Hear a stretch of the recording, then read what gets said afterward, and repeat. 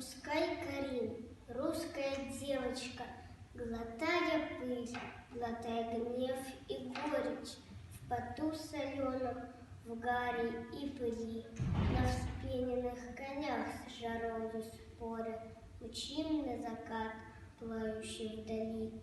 У дома, развороченного танком, чадит бревно последнее, и там стоит девчушка, черный чад глотая, взгляд устремив, опустошенный к нам. Вдруг встрепенулись: наши, наши, наши, махнула нам рукой издалека и улыбнулась. Средь золы и сажи была улыбка детская горька, была душой России та девчушка, цветком, что никогда не отцветет. Ее улыбка днем была грядущим, который к нам через Берлин придет.